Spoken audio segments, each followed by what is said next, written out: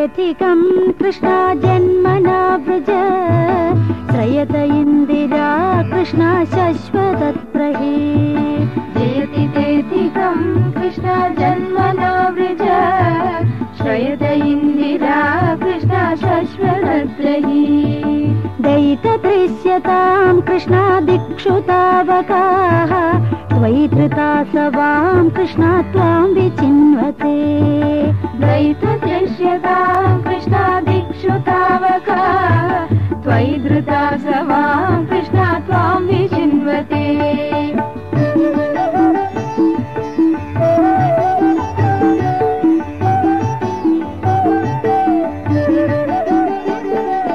शरदुदाशये कृष्णा साधु जातसल् सरसिजोदरा कृष्णा श्रीमुषादृश सुरतनाथ ते कृष्णा शुल्कदासिका वरद निघ्नतो कृष्णा नेह किं वद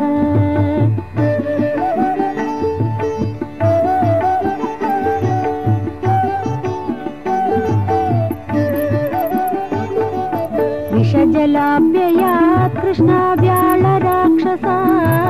वर्षमारुदात् कृष्णा वैद्युतानलात् विषमयात्मजा कृष्णा विश्वतो भयात् वृषभते वयं कृष्णा रक्षितामुः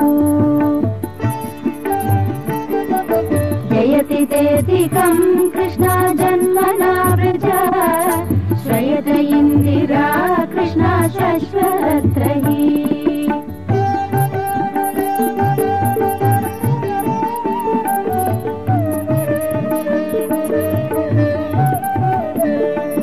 न खलु गोपिका कृष्णा नन्दनो भवान् अखिल देहिना कृष्णा अन्तरात्मदे विघ्न सात्वितो कृष्णा विश्वगुप्तये सख उदेवान् कृष्णा सात्वतां कुले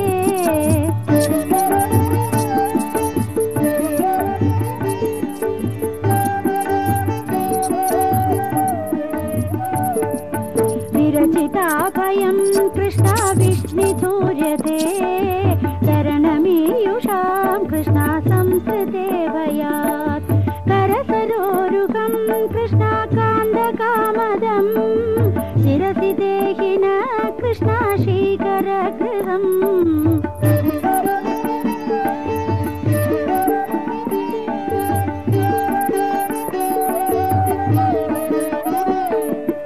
प्रजजनार्तिहन् कृष्णा वीरयोषिता निजजनस्मयं कृष्णा ध्वंसनस्मिता भज सखे भवल् कृष्णा किङ्करीस्मनो जलरुहाननं कृष्णा चारुदर्शय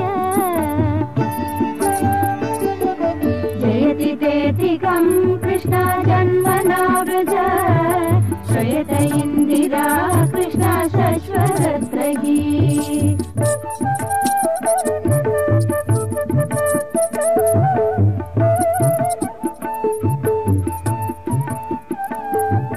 प्रणतदेहिनां कृष्णा पापकर्शनं तृणचरानुगं कृष्णा श्रीनिकेतनं फणिफणार्पितं कृष्णा ते पदाम्बुजं कृणुकुचेषु न कृष्णा कृन्ति हृच्छयम्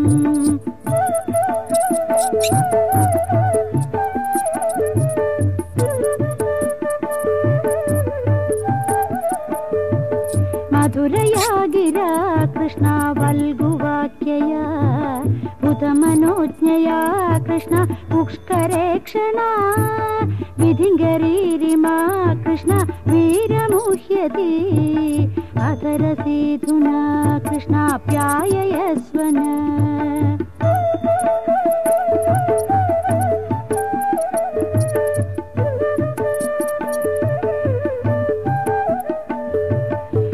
कथामृतं कृष्णा तप्तजीवनं कविभिरीडितं कृष्णा कल्मषापहं श्रवणमङ्गलं कृष्णा श्रीमदाततं भुवि गृह्णन्ति ते कृष्णा भूरिता जना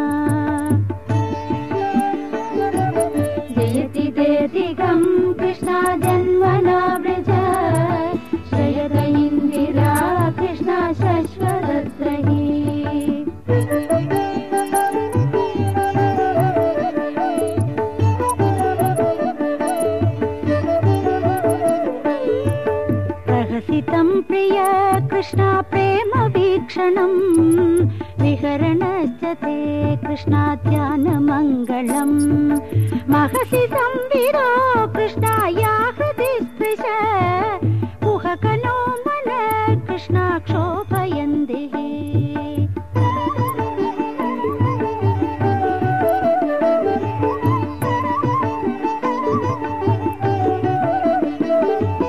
चलति यद्व्रजा कृष्णाचारयन् पशून् नलिन सुन्दरं कृष्णानाथ ते पदम् शिलतृणाङ्गुरै कृष्णासीततीतिन कलिलतां मन कृष्णाकान्त गच्छति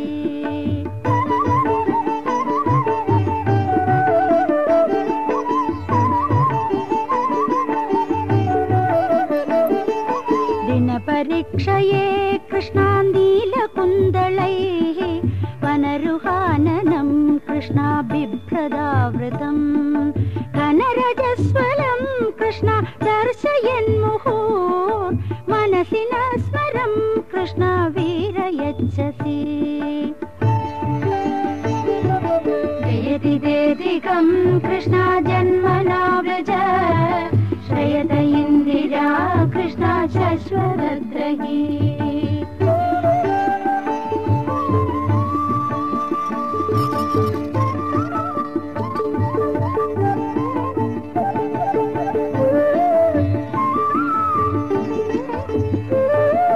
प्रणतकामदं कृष्ण पद्मजार्चितं धरणिमण्डनं कृष्ण ध्येयमापदे चरणपङ्कजं कृष्ण चन्दमञ्जते रमणनस्त्वनेषु कृष्णार्पयादिहन्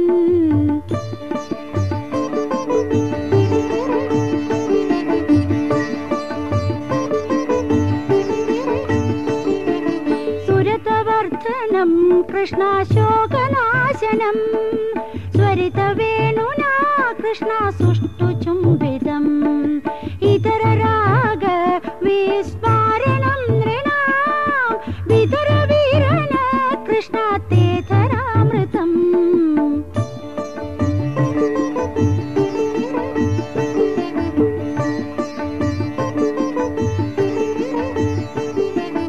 अटति यल्भवान् कृष्णा अन्निकाननं त्रुडिर्युगायते कृष्णा त्वामपश्यताम् कुटिलकुन्दलं कृष्ण श्रीमुखञ्जते जडवु दीक्षतां कृष्णा पक्ष्मकदृशाम्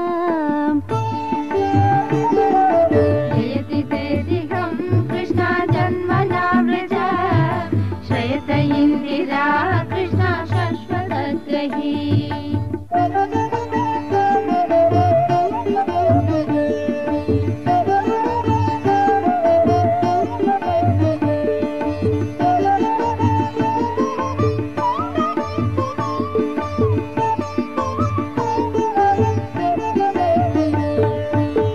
सुतान्वय कृष्णा भाद्रबान्धवान् अधिविलङ्घ्यते कृष्णान्द्यच्युतागताः यदि विदस्तवोल् कृष्णा गीतमोहिताः हितवयोषिता कृष्णा कस्य जेनिषि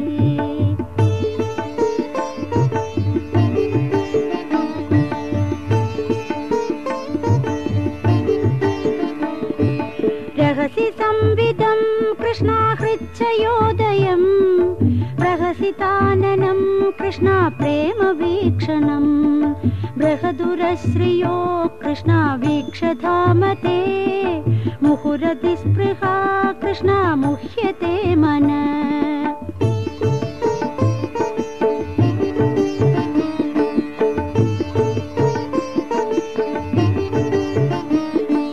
ब्रजवनौकसां कृष्णा व्यक्तिरङ्गते व्रजनहन्द्र्यलं कृष्णा विश्वमङ्गलम् त्यजमनार्चन कृष्णा स्वल्स्पृहात्मनां स्वजनहृद्यजां कृष्णा यन्निषूदनम् यत्ते सुजातचरणाम्बुरुहं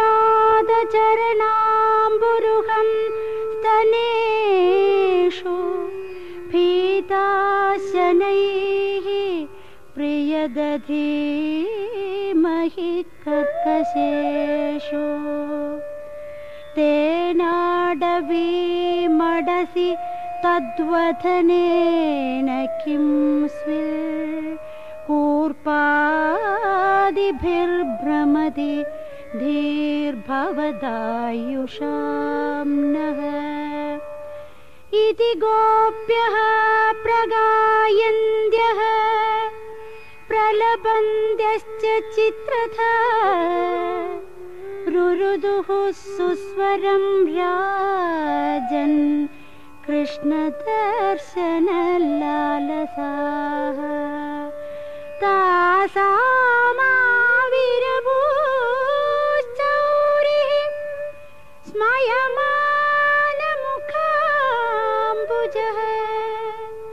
पीताम्बरधरस्रग्वी साक्षात् मन्मथः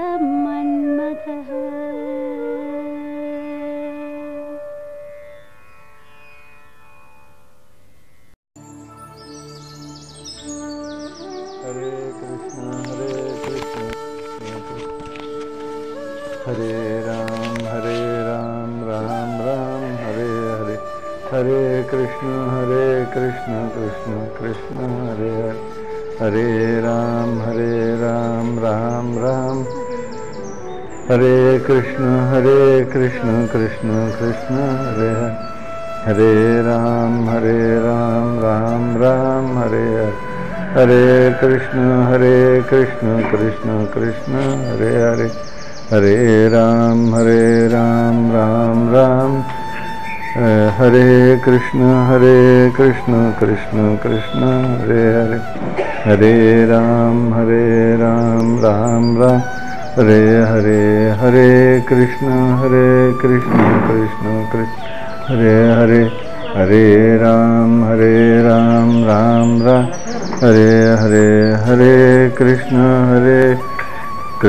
कृष्ण हरे हरे पुंडली कवरधारी विठ्ठल श्री ज्ञानदेव तुकाराम अवधूत चिंतन श्री गुरुदेव दत्त भगवान गोपाल कृष्ण महाराज के जय भगवान श्रीधर स्वामी महाराज के जय जगद्गुरु शंकराचार्य महाराज की जय जय जय रघुवीर समर्थ ओम पूर्णमिदं पूर्णात् पूर्णमुदच्यते पूर्णस्य पूर्णमादाय पूर्णमेवावशिष्यते नमः शान्ताय दिव्याय सत्यधर्मस्वरूपिणे स्वानन्दामृततृप्ताय श्रीधराय नमो नमः कृष्णाय वासुदेवाय हरे परमात्मने प्रणतक्लेशनाशाय गोविन्दाय नमो नमः हरि ओम।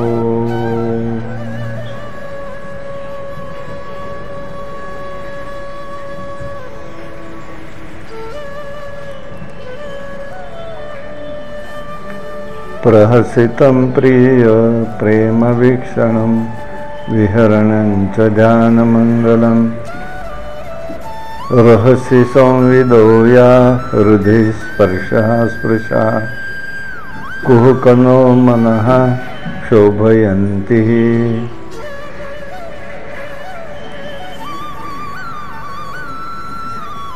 या गीतामध्ये असं गोपी व्यक्त करतायत, हे भगवंता, तुझ्या प्रेमपूर्ण हास्य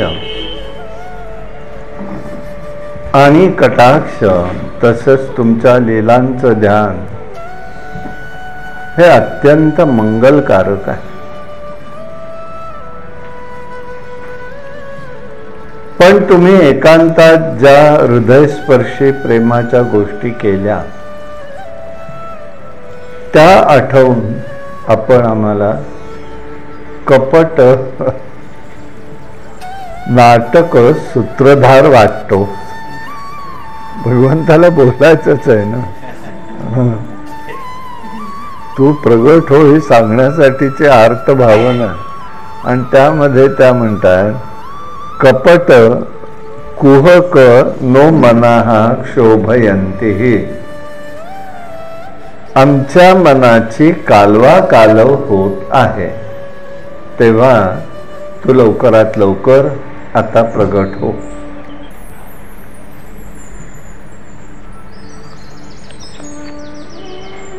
प्रहसितम प्रियम प्रेम वीक्षणम, हा भाव त्या ठिकाणी व्यक्त करताय. या श्लोकामध्ये प्रिय संबोधन वापरलेलं आहे, प्रिय शब्द वापरलेला आहे. प्रहसितम प्रिय,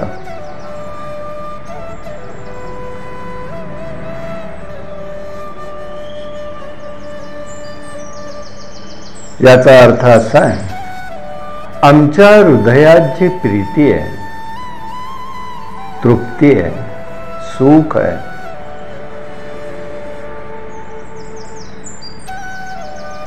हे सगळं तुझ्यासाठीच आहे. प्रेम, प्रीती,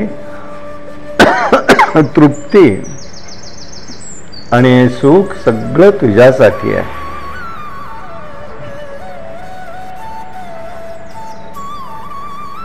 खरं म्हणजे असं आहे, इथे अतिशय महत्वाच्या गोष्टी साधक जीवनासाठीच्या आहेत.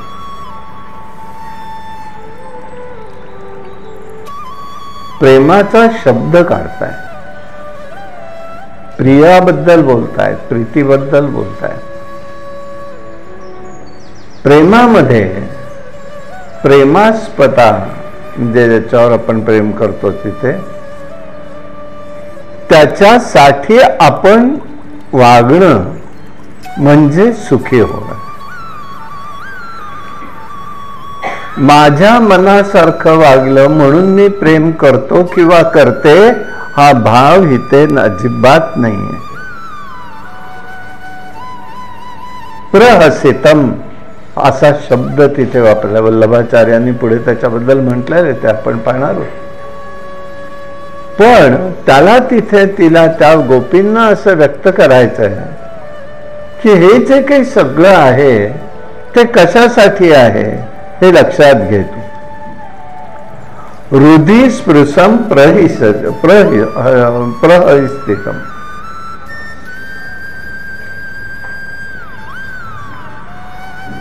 प्रहसितम म्हणजे तुझं हास्य सुद्धा आमच्या हृदयाला, आमच्या मनाला शांतपणा देत आहे.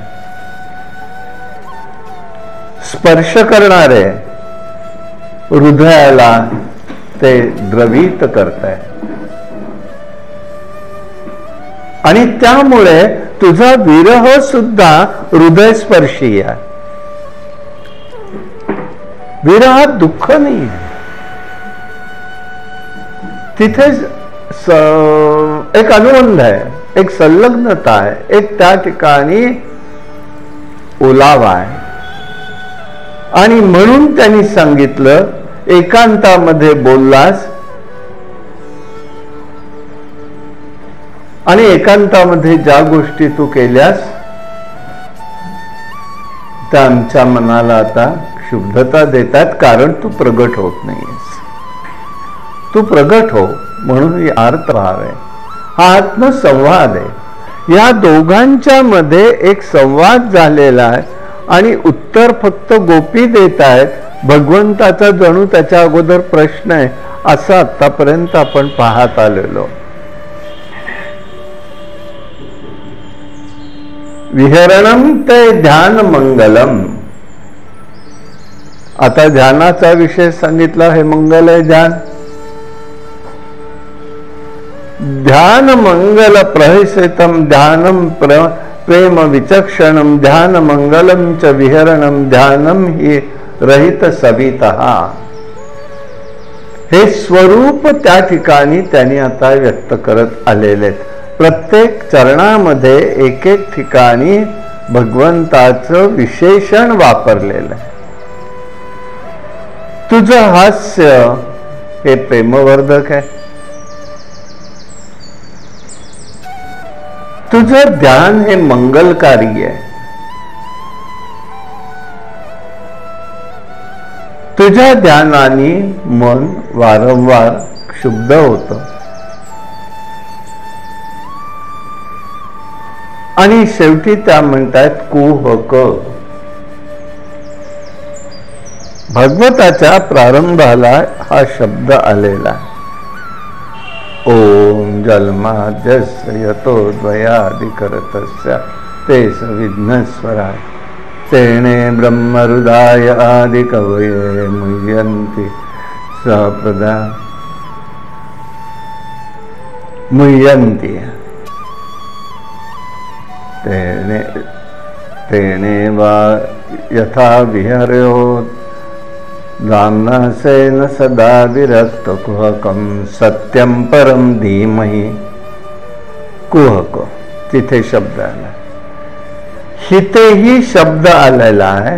कुहक नो मना शोभयन्ते. कुहक म्हणजे काय आहे शब्द, हा महत्वाचा भाग आहे. कुहक ही भगवंताची परब्रह्म स्वरूपी परमात्म्याची केलेली स्तुती आहे. धामनासेन सदा विरक्त कुहकम सत्यम परम धीमहि. हे प्रारंभाला म्हटलंय. गोपी गीतामध्ये गोपी भगवंताला कुहक म्हणतात. कपट नाटक सूत्रधार हा व्यावहारिक अर्थ झाला. कुहक याचा अर्थ आहे माया. हे मायेचं स्वरूप आहे. परब्रह्म स्वरूप प्रकाशमय आहे. मायेचा तिथे प्रवेश नाही, म्हणून परब्रह्माला गोपी कुहक म्हणतायत, कपटी म्हणतायत. तिथे मायेला प्रवेश नाही. वेदांतामध्ये सुद्धा परमात्म्याला मायावी असं म्हटलेलं आहे. इंद्रो मायाभिपुरुः इहते हे स्वरूप त्यांनी सांगितलं. इंद्राला अनेक रूप घेता येतात. तो अनेक रूप घेतो आणि अनेक गोष्टींमध्ये काहीतरी कार्य करतो, म्हणून तो कुहक आहे, कपटी आहे. तो स्वार्थासाठी अनेक रूप धारण करतो.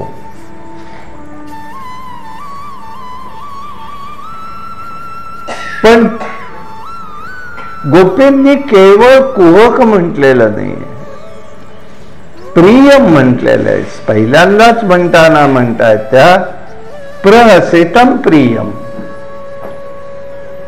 हे स्वरूप त्यांनी आधी सांगितलेलं आहे. मग कुहक म्हणायचं आणि प्रिय ह्या दोन शब्दांमध्ये कुठेतरी अर्थ भरलेला. जसं पूर्णचंद्राला पाहून समुद्र उचंबळून येतो भरतीओटी, त्याप्रमाणे मन उल्हासित होतं एक शब्द म्हटल्याबरोबर.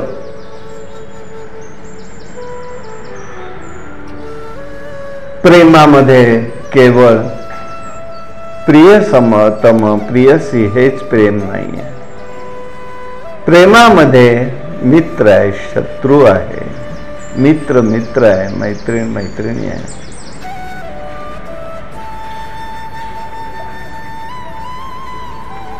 ज्याच्यापासून दुःखही होतं पण त्याचा कधी द्वेष होत नाही, तो प्रियतम. ज्याच्याबद्दल काही घडतं त्याच्याबद्दल दुःखही होतं, पण तिथेच जर दुसरी बाजू पाहिली तर द्वेष कधीही निर्माण होत नाही, ते प्रेम आहे. हे वैशिष्ट्य आहे. प्रहसितम हास्याचे काही प्रकार आहेत. स्मित, हसित, विहित, उपहित, प्रहित, अतिहसित, अट्टहास. आणि प्रहसित मधली पायरी अशी आहे प्रेमाची की त्या ठिकाणी हृदयाला बलपूर्वक हिरावून घेतलं जात. त्याला तिथे अवधी नाहीये, ते बलपूर्वक येतच येत असा त्याचा ठिकाणचा तो भाग आहे.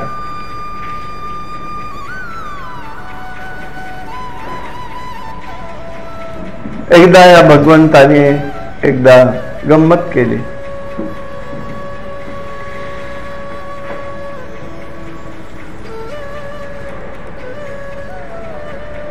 भगवंत म्हणाले आपल्याकडे आता ओढून घेतलं पाहिजे.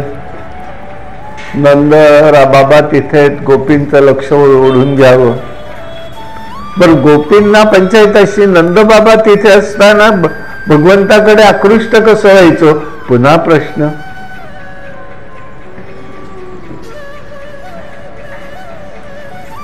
त्या गोपींनी मान खाली घातली, कामाला लागले. भगवंत म्हणाले नाटक करताय काय? माझ्याचकडे यायचंय, माझ्याशी बोलायचंय आणि मला तुम्ही दाखवत नाही बोललेलं? थांबा म्हणाले. म्हणून त्यांनी लगेच आपल्या पायातल्या पैंजणांचा, रुंजून नुपुरांचा आवाज केला. तरी त्यांनी बघितलं नाही.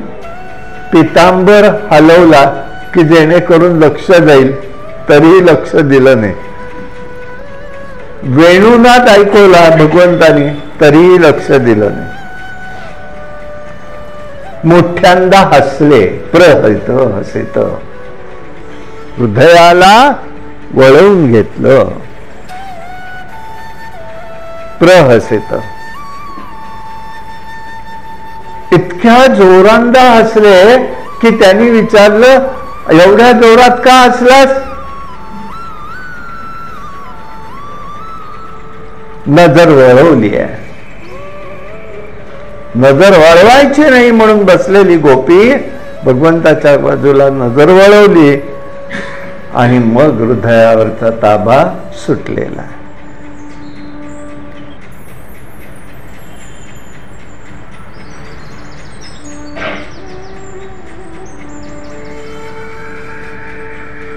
गोपींना भगवंत क्षणभरही दूर गेलेला आवडत नाही. सदैव लक्ष त्याच्याकडे.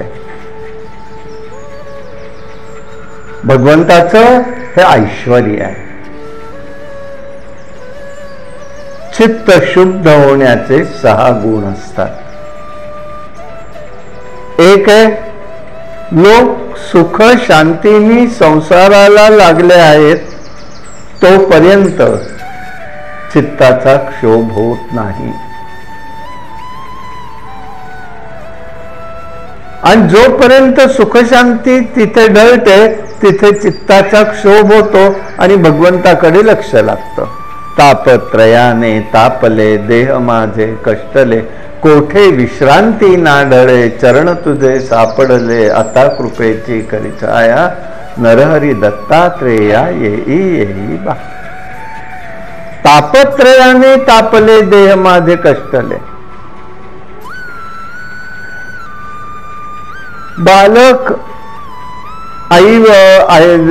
काही बालक असे असतात की आई वडिलांच्या ठिकाणी बघतात ते अन्न पाणी विसरून खेळ खेळण्यामध्ये रंगून जातात बालक.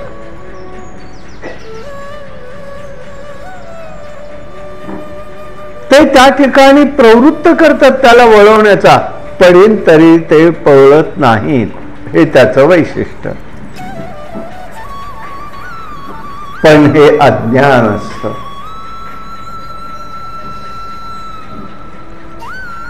थोडी चापट मारून त्याला प्रवृत्त करावं लागतं.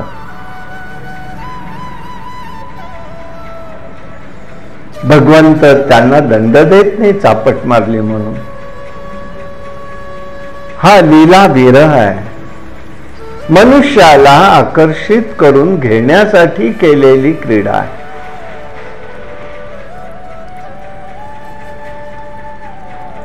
म्हणून मनुष्याच्या लीला भगवंताच्या ऐकल्याबरोबर अंतःकरण मन बुद्धी चित्त प्रसन्न होऊन जातं, तो विषय वेगळा ठरतो. आणि म्हणूनच निर्गुण निराकार ब्रह्म स्वतः कोणालाही भेटत नाही. आणि भेटत म्हणतात ते तिथे थांबत नाही. निर्गुण निराकार आहे,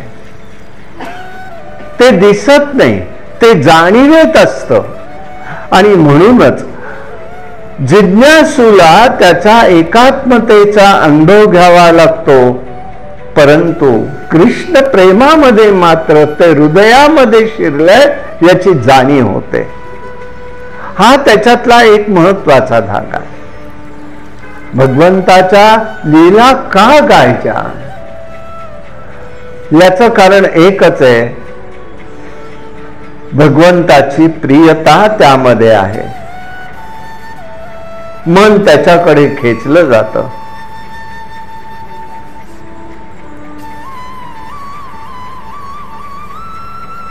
आज भगवंताला आपण भक्त म्हणून साधक हे हका मारतात, पण त्याच्यामध्ये माईक संसारिक माईक प्रेम असतं.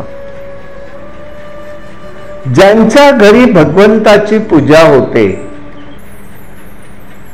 तिथे भगवंताचा उपसंहारही तिथेच होतो, उपहार त्याच्या ठिकाणी होतो.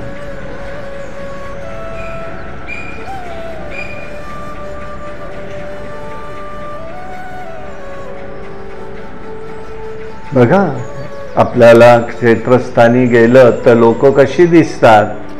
काही मंडळी भस्म धारण करतात, गोमुखी हातात घेतात, रस्त्याच्या कडेला जप चालूच असतो. हे सगळी माईक स्वरूप आहे, दंभ असतो त्यामध्ये. आणि म्हणूनच जर काही बघायचं असेल तर एकच योग्य असतं की भगवंताचं प्रेम हे भगवंताकडून मिळालं पाहिजे. भगवंताविषयीचं प्रेम हे भगवंताकडनं मिळालं पाहिजे. आणि म्हणून राधेला प्रार्थना करायची, राधे राधे प्रेम तुला भगवंते दिदले, त्यातील अंश मला तू दे. राधे, अगं एक अंश तरी दे. तुला जे भगवंतानी प्रेम दिलं ते आम्ही म्हणतो आम्ही प्रेम करतो, आपण प्रेम करू शकत नाही. त्याला जसं पाहिजे तसं राधेने केलं, सुदामाने केलं, अर्जुनाने केलं. आणि म्हणून तो त्या ठिकाणी त्यांच्यावरती जो अनुग्रह केलेला आहे ते त्यांना परत काहीही मागावं लागलं ना, पुन्हा मागावं लागलं नाही, किंवा त्यांनी मागितलेलं नव्हतं तरीही त्यांनी दिलेलं. आत्मतृप्त, आत्मकाम. आणि म्हणूनच त्या ठिकाणी त्यांनी ते दाखवून दिलं. आणि त्याच्या त्या हास्यामध्ये हीच गोष्ट दडलेली आहे. संपूर्ण जगाला पवित्र करणारं हास्य त्याच्या मुखामध्ये, मुखाच्या ठिकाणी आहे. म्हणून प्रहसितम प्रिय प्रेम विचक्षणम, हे स्वरूप त्याचं त्या ठिकाणी दिसून येतं. आता हे शब्द व्यासांनी रचना करताना किती जाणीवपूर्वक केले बघा. प्रहसितम, मगाशी आपण त्याचं उदाहरण पाहिलं. प्रवीक्षण, आता हा तिथे शब्द वापरलाय. गोपींना असं सांगायचं आहे, बाबा तुझ्या ठिकाणी जर पाहिलं तर नेत्रातून अपार प्रेम दिसतं, आम्हाला करुणा दिसते, आम्हाला दया दिसते, पण अपार प्रेम नाही दिसत. अपार प्रेम आहे आणि ते ओसंडून वाहतंय. अतिशय प्रेमपूर्वक नजरेने पाहताय. विहरणच दे ध्यानम, अशी स्थिती होते. तेजोमय मुखकमल हे त्या ठिकाणी जाणवू लागतं.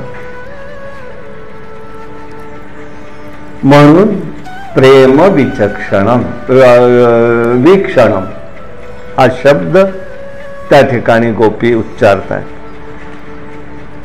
कारण एकच आहे, भगवंताचं शरीर तेजोमय, कोमल आहे, श्यामल आहे, सोन्यासारखा चकाकणारा पितांबर आहे, गळ्यामध्ये माळा आहे, डोक्यावर मयूरपीस आहे, चंदनाची उटी आहे, निर्नाळी चित्र त्याच्या हातावरती काढलेली आहे. जसं रंगमंचकावर सजवून नट यावा त्याप्रमाणे तो मित्रांच्या खांद्यावर हात ठेवून आलेला आहे आणि हातातलं कमल पुष्प ते त्या ठिकाणी आपल्यावरती तो फिरवतोय. कानातली मकर कुंडल ही त्या ठिकाणी झुमतात, तेजोमय झाल्या आहेत. पाहता पाहता गालावरच्या केसाच्या, कुरळ्या केसाच्या बटा लोंबू लागल्या आणि त्या बघताना, हे सगळं बघताना मंदपणे तो हसतोय. देडक्या पायावर तो उभा आहे. हे सगळं दृश्य बघतायत आमच्या गोपी आणि त्या म्हणतायत, आता असाच बरं साकार हो तू. मनुष्याचं मन मायेपासून खेचत जातं, तिथे विहार आहे. विहार ही क्रियारूप आहे. आता पुढे म्हणतात, विहरणंच ते ध्यानमंगलम. ध्यानमंगल आहे तुझं.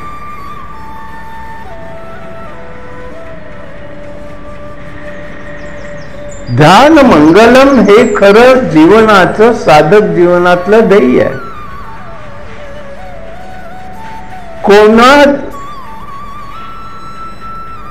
कोणाचंही दुःख हे ध्येय जीवनातलं नसतं. साधकाच्या जीवनामध्ये ध्यान हे ध्येय झालं पाहिजे. ध्यानामध्ये सुख मिळतं, त्यावर प्रेम होईल. जिथे प्रेम होतं तिथे मन जडून जातं. जिथे सुख नसेल तिथे प्रेम नाही आणि प्रीती नाही, तिथे ध्यान नाही. आणि म्हणूनच ध्यानामध्ये हे भगवंता एक हास्य आहे तुझं. प्रेम वीक्षण आहे, विहार आहे, एकांतातील बोलण्यातलं तुझं स्मरण आम्हाला अत्यंत आनंददायक आहे. इतका अर्थ ध्यानमंगल मध्ये भरलेला आहे. आणि तो त्या ठिकाणी आपल्याला हे सगळं स्वरूप देत असतो. अनुभव घेत असतो आपण. आणि म्हणून ज्याच्याशी प्रेम होतं त्याचं ते ध्यान असतं. मग जरी पाची विकारांनी, साही विकारांनी त्या ठिकाणी त्या ध्यानाच्या गोष्टींनी जोडता येतं.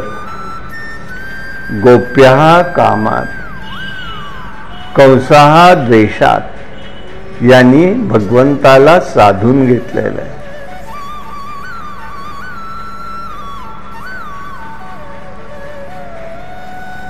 ध्यानाने मन चित्त प्रसन्न होतं. द्वेष, आग आणि राग भडकवतो. ध्यानाने, प्रेमाने ध्यान केल्यावर चित्तामध्ये विकार होतो.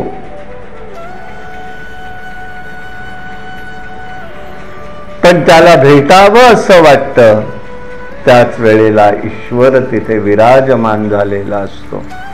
आणि म्हणूनच जर काही असेल तर परमेश्वराच्या संबंधी अतूट राहायला पाहिजे आणि हृदय द्रवित झालं पाहिजे. हा अनुभव घेता आला पाहिजे. हा भाग त्यामध्ये समाविष्ट आहे. हे कधी होतं? अंतःकरणातील मल जेव्हा नष्ट होतो तेव्हा भगवंताचं रूप हे साकार होतं. आणि म्हणूनच त्यामध्ये स्निग्धता भरते. नुसतं होत नाही, स्निग्धता आहे. बघा, तुपाचा ओषटपणा, तुपाचा तुपकटपणा, श्रीखंडाचा ओषटपणा, तेलाचा तेलकटपणा. तसं प्रेमामध्ये स्निग्धता हवी आहे. हे बाकी काही नसतं. स्निग्धता आहे हा एकच शब्द आहे, लोण्यासारखे. लोण्यासारखं मन झालं पाहिजे. आणि म्हणूनच प्रेमाने भांडण करा, खेळा, पण ईश्वराशी असेल तर सगळंच मंगलमय होतं. यासाठी ईश्वराशी निर्भयपणे प्रेम करता आलं पाहिजे. पण एक लक्षात ठेवायचंय की परमात्मा हा निर्गुण निराकार आहे आणि निराकारावरती प्रेम करायचंय हो, आकारावर नाहीये. हा म्हणून भगवंत स्वतः हे रूप घेऊन आलेले, साकार झालेले आहेत आणि त्या साकारावरती आपल्याला प्रेम करता आलं पाहिजे. हा भाग त्यामध्ये आहे. ईश्वर आपल्या मनाला अनुकूल करो किंवा प्रतिकूल करो, दोन्ही अवस्थेत प्रेम हे जाणता आलं पाहिजे.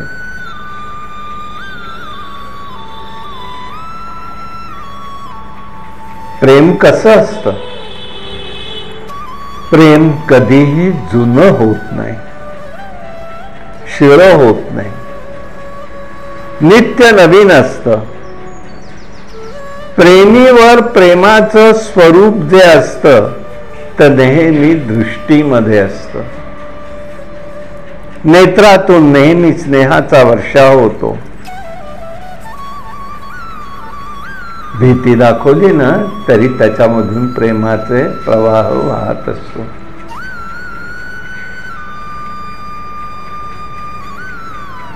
म्हणून वल्लभाचार्यांनी एकूण या श्लोकावरती 6 भाग केलेले. प्रिय, प्रहसित, प्रविचक्षण, विहरण, ध्यानमंगल, रहित, संविदितो असं स्वरूप त्यांनी मानलेलं आहे. अशा रूपामध्ये तो त्या ठिकाणी आपल्याला जाणवत असतो. आणि म्हणूनच जीव गोस्वामी त्या ठिकाणी असं म्हणतात की हे भगवंता तू कसा आहेस? 3 रूपात त्यांनी स्वीकारला या गीताच्या आधारानंतर. प्रहसित, कथम भूतम, प्रेम विचक्षण. प्रेम भऱ्या कटाक्ष नजरेने तुझं हसणं आम्हाला दिसू दे.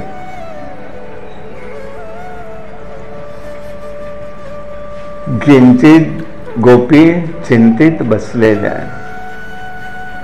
श्यामसुंदर आलेले नाही, कोणत्याही कारणाने आलेले नाहीत. काय झालंय माहिती नाहीये.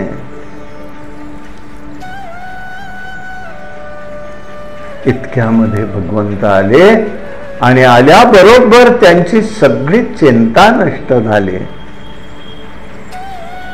शोक दूर झाला. प्रहसितम, मनामध्ये भाव प्रगट झाला. दुसऱ्या बाजूला ध्यान मंगलमय. भगवंताला म्हणतात तुझ्या क्रीडेचं ध्यान आम्हाला मंगलकारक आहे. आणि होतं कसं बघा, अशा वेळेला नंद बाबा बसलेला आहे. गोपी तिथेच आलेल्या आहेत. भगवंताकडे पाहायचं तर संकोच वाटतोय नंदाच्या पुढे.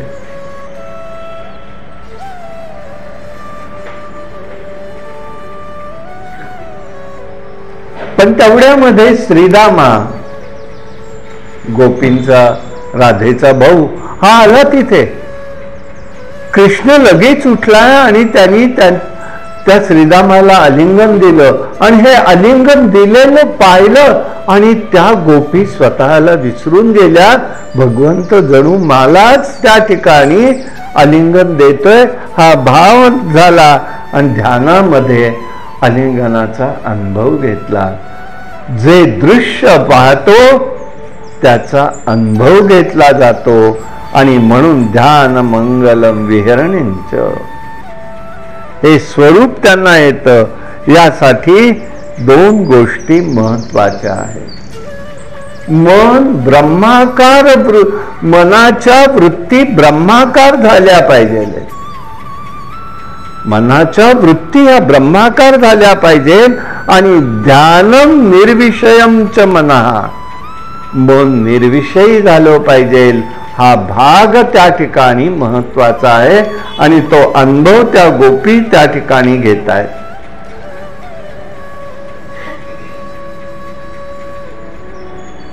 म्हणून गोपींना आठवत आहे वृंदावनातल्या यमुनेचा तट आहे, खळखळणारा कालिंदीचा प्रवाह आहे, उत्कट वाळवंट आहे, एक कल्पवृक्ष आहे, त्याच्या खाली रत्नवेदिकावर देहुडा चरणी वाजवितो वेणू, राधिका रमणू स्वामी माझा. देहुडा चरणी हे त्याचं स्वरूप जाणवत आहे त्यांना. आणि म्हणूनच रस्त्याने जाताना कुठं काय दिसतंय तर कुठेही कोणी थांबत नाही, केवळ ते दृश्य दिसतंय. मामा दांडेकरांना हा प्रश्न एकाने विचारला, मामा तुम्ही पंढरीच्या वारीला जाता, त्यावेळची परिस्थिती आज जरा पुष्कळ सुधारणा, म्हणजे 50 वर्षाच्या अनुभवाचा विषय सांगतोय, आणि त्याच्याही अगोदर मामा होते. त्यांचा म्हणण्याचा भाग असा होता, तुम्ही त्यातून ब्राह्मण पंढरपूरला जाता, म्हणजे जायचं ब्राह्मणांनीच बघता जसं नाहीच आहे अशीच अवस्था. आणि तिथे तुम्ही जाता तर इतकी घाण असते, तर तुम्हाला जावं तर कसं तुम्ही त्याच्यातनं प्राचार्य बर गोरे गोमटे एवढं सगळं असून त्यांना असा प्रश्न विचारला, तुम्ही असं सगळंच तुमच्याकडे असताना तुम्ही तिथे जाता कसे? मामा म्हणाले, ऐकलं 2-3दा त्या व्यक्तीचं काही उत्तर दिलं नाही. महात्म्यांचं वैशिष्ट्य असतं की प्रतिकूल उत्तर सहसा देत नाहीत आणि अगदीच द्यायची वेळ आली तर खणखणीत देतात. ते म्हणाले, तुम्ही म्हणता ते बरोबर आहे, पण मी जेव्हा पांडुरंगाकडे जातो, पंढरपूरला जातो, त्यावेळेला मी एकच गोष्ट करतो, माझ्या समोर पांडुरंगाचे चरण कमल असतात. मग मामांना घाण दिसत नव्हती? तुम्ही आम्ही पाहताना आमचं घाणीवर मन बसत होतं आणि शरीराने आम्ही पांडुरंगाकडे होतो, पांडुरंगाच्या चरणाशी मन नव्हतं. ते म्हणाले, मला फक्त चरणकमल दिसतात, मला इतर काहीही दिसत नाही. काय अवस्था असेल मनाची, बुद्धीची, चित्ताची, अंतःकरणाची, हे वैशिष्ट्य आहे. हे त्यांना तिथे जाणवत आहे. आणि म्हणूनच त्यांनी सांगितलं की हे जर काही असेल तर एक या प्रकारचं आहे. म्हणून भगवंताचं रूप, नाम, गुण, लीला, महात्म्य हे खरं धाम आहे आणि या धामाचं ध्यान करता आलं पाहिजे. या ठिकाणी अद्भुत लीला आहे. आणि भक्तांचं हृदय, चित्त हे सगळं मंगलमय होतं. मंगलचा अर्थ आपण काल परवा पाहिलेला आहे, आता तिकडे जात नाही. पण म्हणून त्या ठिकाणी गतिमान येत आहे.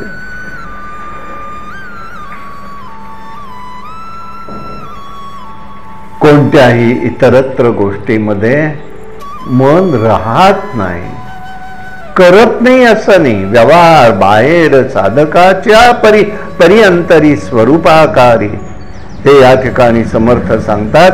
त्याप्रमाणे वृंदावनाचं वाघंट, पशु पक्षी सगळं स्वरूप पाहिलं तर ते भगवंताच्या सान्निध्यातलं दिसलं पाहिजे.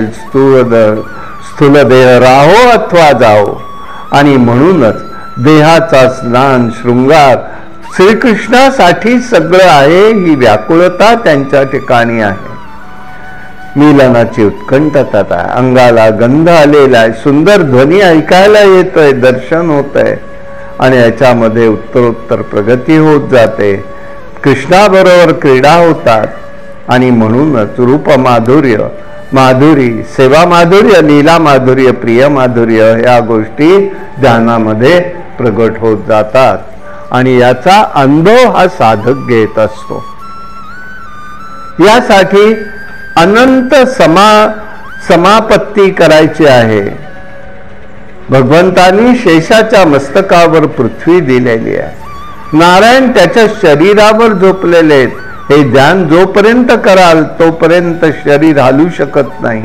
हे भगवंताचं ध्यान आहे. मन दुसरीकडे जात नाही. लीलांचं ध्यान या स्वरूपाने करता येतं.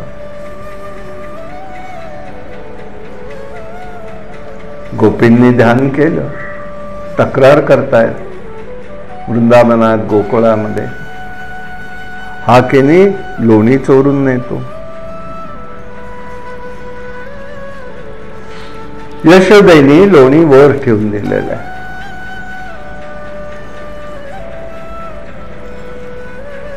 आता काय करायचं? लोणी तर खायची इच्छा झाली आहे. तेवढ्यात एक वासरू आलं. वासरू आलं, त्या वासराच्या पाठीवर स्वारी चढली, लोण्याला हात घातला, वासरू पुढे सरकलं. आता आईला हाका मारली, असंही तू लोणी खातोस का म्हणाली आणि हसायला लागलेली. ध्यान असंही तू लोणी खाऊ शकतो हे कोणाला कल्पना सुद्धा करता आली नाही. आणि म्हणूनच ही झलक त्यांनी दाखवली. आणि त्याचबरोबर भगवंतानी कुंजवनामध्ये सुद्धा केलेलं आहे. राधा आणि कृष्ण बसलेले आहेत. गळ्यामध्ये भगवंतानी स्फटिकाची माळ घातलेली आहे. समोर राधा आहे आणि त्या माळेमध्ये एक एक स्त्री दिसू लागली आहे. तिने विचारलं, हे कोण दिसतंय? तर म्हणाले, मला त्या ठिकाणी ज्याच्यावर माझं प्रेम आहे ते सगळे दिसत आहेत. आता ती चिडली, म्हणजे मी एवढ्या जवळ असून तुला बाहेरच्या दिसतात आणि माझं लक्ष नाही, माझ्याकडे लक्ष नाही तुझं. तर म्हणाले, अगं मी तुझ्याशिवाय प्रेम कोणावर केलेलंच नाही ना, तुझ्यावर प्रेम केलेलं आहे. तर कोण सुंदर आहे म्हणून त्यांनी विचारलं. वृषभानु नंदिनी. हिथे कुठे आली? आता मी म्हणाले, बघ जवळ येऊन तुझंच प्रतिबिंब स्फटिकात पडलेलं आहे, पण तू ज्या ज्या बाजूनी पाहतेस तसं तसं ते त्यामध्ये प्रगट झालंय. माझं मन स्फटिकासारखं आहे हे भगवंताला दाखवून द्यायचं होतं. अशा प्रकाराने नटनागरात विहार चाललेला आहे. म्हणून गोपी म्हणतायत हा ध्यानमंगल आहे. का आहे याचे कारण मीमांसा आपल्या पुढे सांगितलं. त्यांनी जी शब्द योजना केली आहे ते भगवंताचं या स्वरूपाची केलेली आहे.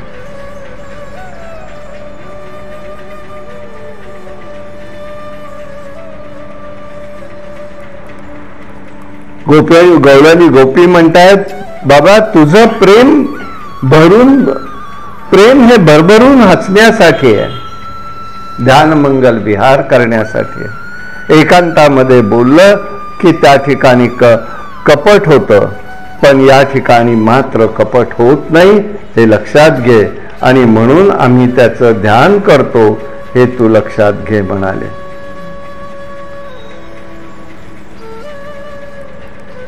जे आपल्या स्वतःच्या सुखासाठी ध्यान करतात त्यांचं ध्यान कधीही यशस्वी होत नाही.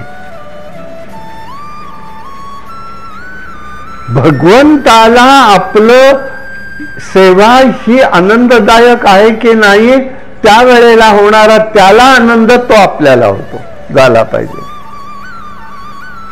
मला काय वाटतं नाही, त्याला काय वाटतं हे प्रेम आहे. आणि म्हणूनच हे प्रेमपूर्वक नजरेने त्या ठिकाणी पाहायचं आहे.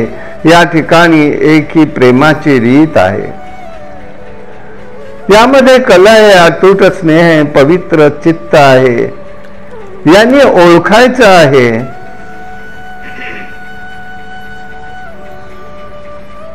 म्हणून राधा नावातच वैशिष्ट्य आहे. राधा मधला रा शब्द जो आहे तो अग्निबीज आहे आणि कृष्ण नावाने प्रथमाक्षर हा कृ म्हणजे सुख आहे, जल म्हणजे जला रसमयता आहे. म्हणून श्री राधा ही पिपासा तत्व आहे आणि तृप्तीचा आनंद रस हा भगवंत आहे. हे स्वरूप आपल्याला ओळखता येतं.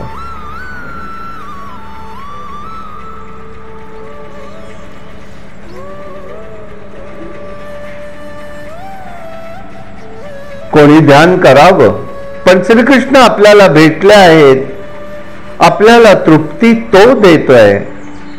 ह्या वियोगाने, श्रीकृष्णाच्या वियोगामध्ये हृदय विदीर्ण झालं पाहिजे. गोपी प्रेमासाठी त्या आलेल्या आहेत हे त्या ठिकाणी आपल्याला लक्षात येतं. म्हणून कपट शब्द भगवंतानी वापरलेला आहे, त्या गोपींनी वापरलेला आहे. कपट याचा अर्थ काय? कपट म्हणजे क म्हणजे सुख आहे आणि पट म्हणजे पडदा आहे. सुखाच्या पडद्या आड जे काही येतं ते कपट आहे. सुखाच्या पडद्या आड जे काही येतं ते कपट आहे. आणि म्हणून जर त्या ठिकाणी श्रीकृष्ण गोपींच्या मिलन सुखामध्ये बाधा आणून लपलेलं असतं ते कपट असतं. म्हणून गोपी म्हणतायत, हे भगवंता आम्ही व्याकुळ झालेले आहोत. सकाळपासून संध्याकाळपर्यंत एक आम्ही तुझी वाट पाहतोय. या दृष्टीने तू विचार कर आणि लवकरात लवकर आमच्या समोर प्रगट हो.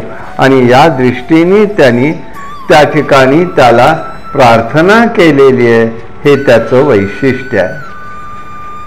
पुढल्या श्लोकामध्ये या गोपी त्या भगवंताला म्हणतायत, चलित यद्ब्रजात चरयन्ति पशुं नलिनी सुंदरम नाथ ते पदम शील तृणांकुरे सिदितनः कलिलता मना कांत गच्छति. भगवंताचं हे एक वेगळं स्वरूप त्यांनी त्या ठिकाणी मांडलेलं आहे. भगवंताला त्या म्हणतायत, हे नाथा, गुरं चरण्यासाठी जेव्हा बाहेर पडतायत तेव्हा तूही त्या ठिकाणी बाहेर पडतोयस वाड्यातून. तुझे कमळापेक्षाही कोमल पाय,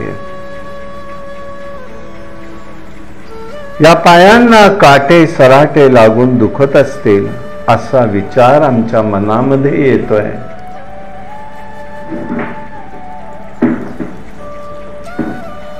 त्याच्यामुळे आम्ही अतिशय दुःखी होतोय. काय भाव, किती हळुवार हृदय आहे बघा, की जेव्हा तू असा आम्हाला जाताना दिसतोस तेव्हा आमची अवस्था कशी होते हे या गोपींनी त्या ठिकाणी मांडलेलं आहे. चलितम यद वज्राचरम.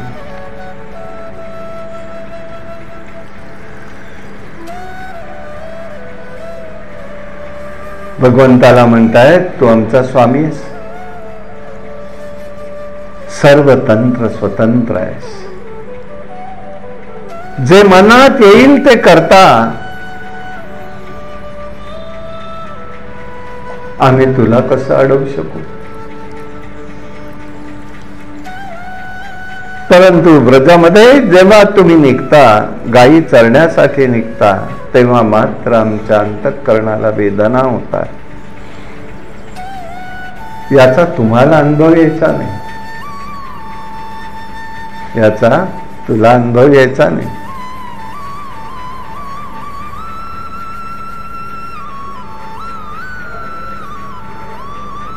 आणि म्हणून शेवटी म्हणतात, कलिलता मनः कांत गच्छति. कांत शब्द वापरला. कांत म्हणजे क म्हणजे सुख आहे. ज्याच्यामध्ये अंत आहे ती सुखाची अंतिम सीमा आणि तेच रसरूप होणं, तो कांत आहे.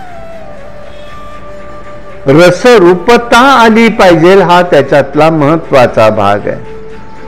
म्हणून व्रजा चलंती वज्रम च व्रजम व्रजहा, हे व्रज जर बघितलं तर हे चालत असताना तिथून त्याच्या मागे मागे जाता आलं पाहिजे, हा भाव त्यांनी त्या ठिकाणी व्यक्त केलेला आहे.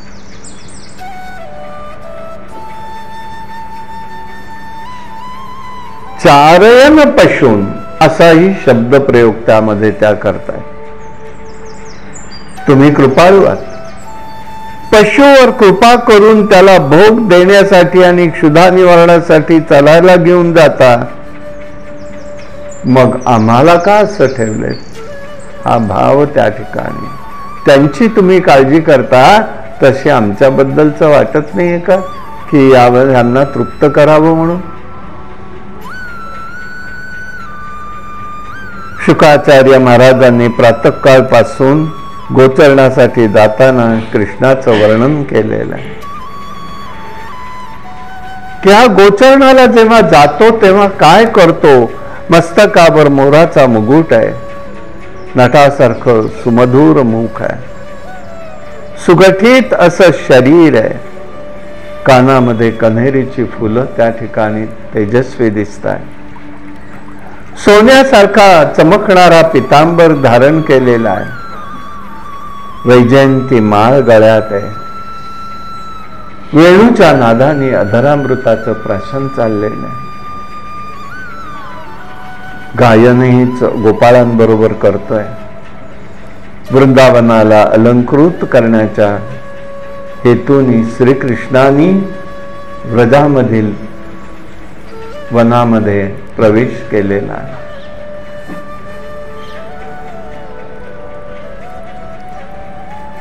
वृंदावन अरण्यम स्वपादरमणम प्रविशत गीत कीर्तिया, हे स्वरूप शुकाचार्य महाराज व्यक्त करतात. या स्वरूपाचं चिंतन गोपींनी करत असताना म्हणतायत, चलसी तुझे चरण आमच्यापासून दूर जाऊ आम्ही इच्छित नाही. त्यांना वनात जाणं प्रिय वाटत नाही, पण तू विचार करतोस, वनात गेलं नाही तर गोपींना दुःख कसं होईल, आणि त्यांना दुःख झालं नाही तर आनंद कसा मिळेल, म्हणून तू वनामध्ये जातोस हे आम्ही ओळखलंय. जे त्याच्यावर रागवत नाही आहेत, हे वैशिष्ट्य आहे.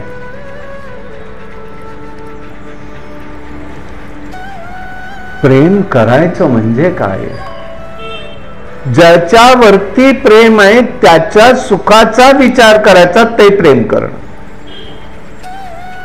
ज्याच्यावरती प्रेम आहे, ज्याच्यावरती आपलं नितांत प्रेम आहे, त्याच्या आनंदासाठी आपण काही करणं, त्याच्या सुखासाठी आपण काही करणं, ते खरं प्रेम आहे. माझ्या प्रेम आनंदासाठी प्रेम नाही. आणि आम्ही प्रेमाच्या कल्पना कशा मांडलेल्या आहेत? संसारिक, माईक. मला सुख वाटलं पाहिजे, बाकी काही होते नाही उपयोगाचा. म्हणून आहे, म्हणून वाहिल्या उद्वेग दुःखचे केवळ भोगणे ते फळ, संचिताचे ठेविले अनंते तैसेची राहावे, चित्ती असो द्यावे समाधान. हे स्वरूप त्या ठिकाणी संत आपल्याला सांगतात.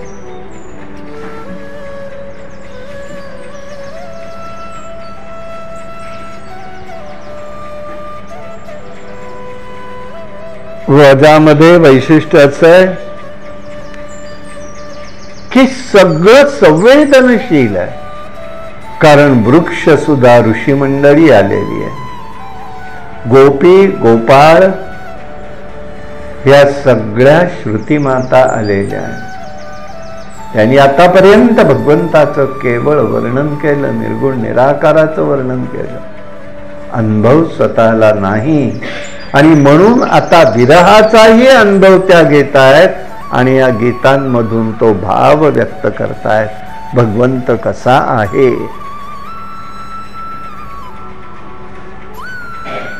चलसी मध्ये भगवंताची दृष्टी, गोपींची दृष्टी ही कृष्णाच्या चालीवर आहे हे लक्षात येईल.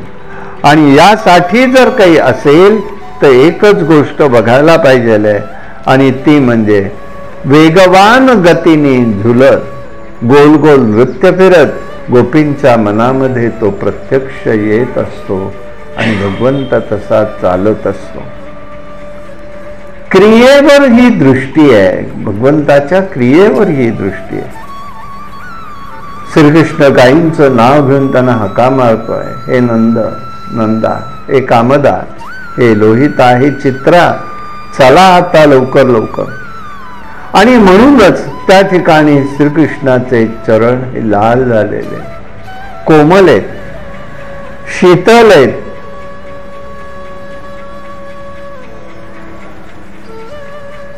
श्रीकृष्णाचे चरण हे कमळापेक्षाही कोमल आहेत.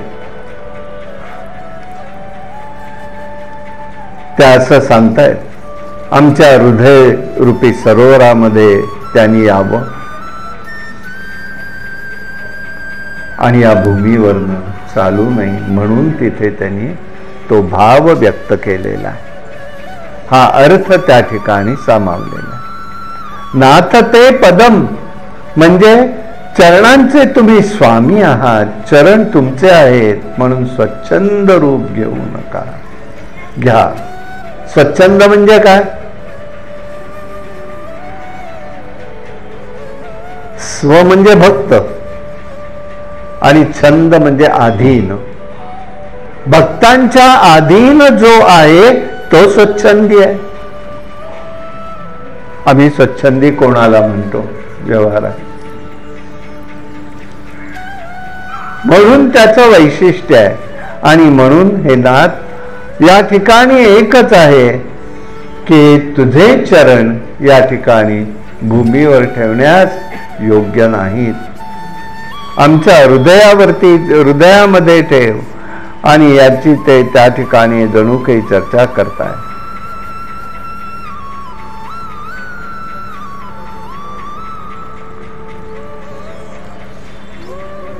आजही गिरिराजाला प्रदक्षिणा करत असताना भगवंताची भेट होते, तर तो गोचरणाला जातानाच दिसत असतो.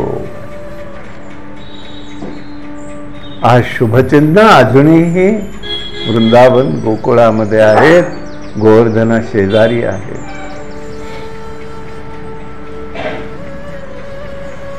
पृथ्वी, इथे पृथ्वी आपल्या लोण्यासारखे कोमल बनलेली होती, हे त्याच्यातलं वैशिष्ट्य आहे.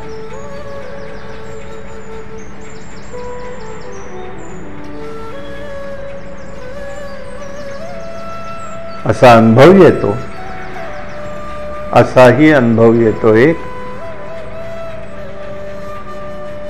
की भक्त जर स्नानाला बसला तिथे तर भगवंतही येऊन त्याच्याबरोबर स्नानाला बसतात.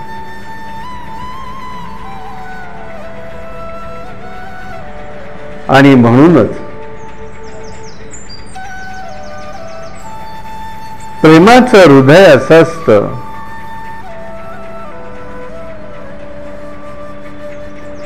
कलिलता मनः कांत गती कांतहा. प्रियतमा, आमचं मन नेहमी व्याकुळ राहतं की तुझे चरण कमल, बीज, तृण आणि अंकुर पडून तुझ्या चरणांना कुठेही पीडा होऊ नये, ही भावना ते त्या ठिकाणी व्यक्त करतात. तो आमचाच नाथ नाहीयेस, त्या ब्रजाचाही नाथ आहेस, ब्रजभूमीचाही नाथ आहेस. त्याचा अर्थ एकच आहे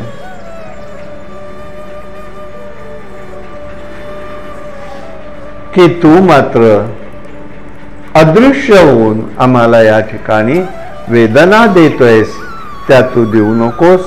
तू लवकरात लवकर आमच्यासाठी प्रगट हो. आमच्या मनात कलीची लता भारतीय, कलिलता गच्छती. कलीची लता ही आमच्या अंतःकरणात वाढत राहते आणि ही लता अशी आहे की ती रममाण होणारी आहे. वृक्षाला चिटकून राहते, मनामध्ये कली कलहाची लता चिकटते आणि कलहाला प्रारंभ होतो. आम्ही विचार करतो, गोपींच्या मनात विचार आहे, आम्ही विचार करतो की तुम्ही असे या ठिकाणी वनात का येता?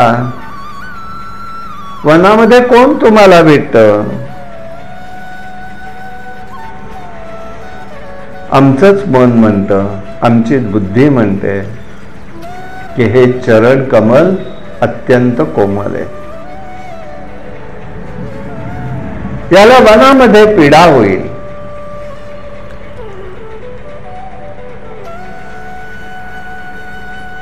मग असं वाटायला लागतं आपणही त्याच चरणकमला त्याच मार्गाने आपण जाऊन तो मार्ग मृदू करूया. काट्या कोट्यांमध्ये आम्ही तुला त्या ठिकाणी जाऊन देणार नाही.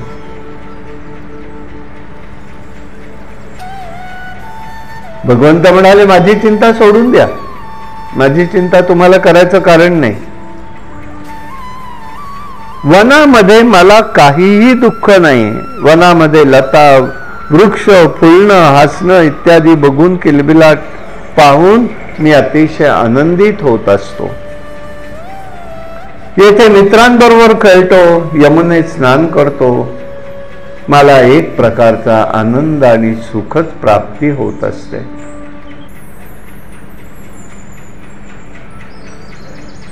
मी सकाळी गेलो तर संध्याकाळी परत येतो, तुम्हाला सकाळीचा आनंदही त्या ठिकाणी प्राप्त होऊ शकतो. आणि म्हणूनच म्हणतोय मी तुम्हाला,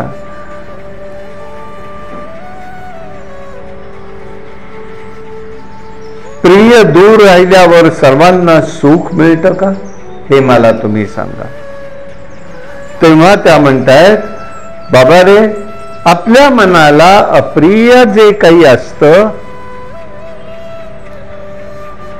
त्याच्या मागे लागू नका. अप्रिय जे घडत असतं त्याचं चिंतन करू नका.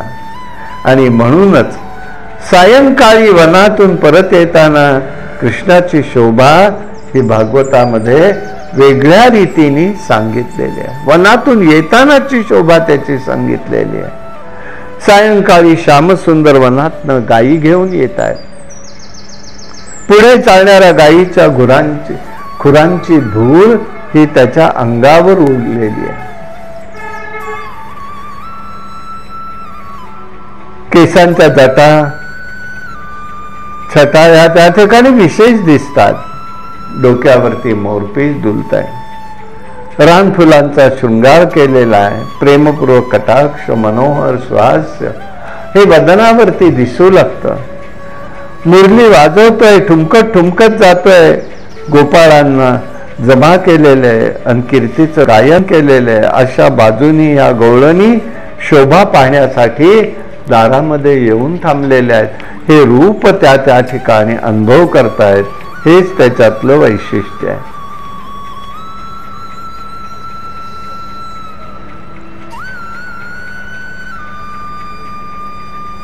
असा हा कृष्ण जो आहे तो आमच्या हृदयामध्ये स्थिर हो म्हणून त्यांनी त्याचं स्मरण करून दिलेलं आहे. हा भाव त्या ठिकाणी आपल्याला लक्षात येईल.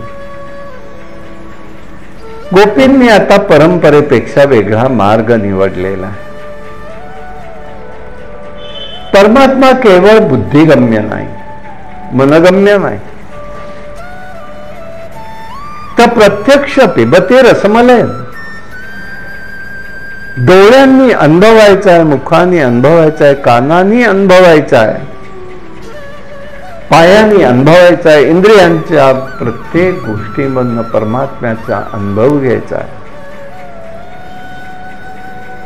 आणि म्हणून व्रजाच्या भक्तांमध्ये अष्टसेवा भाव हा याम सेवा सतत चाललेली आहे.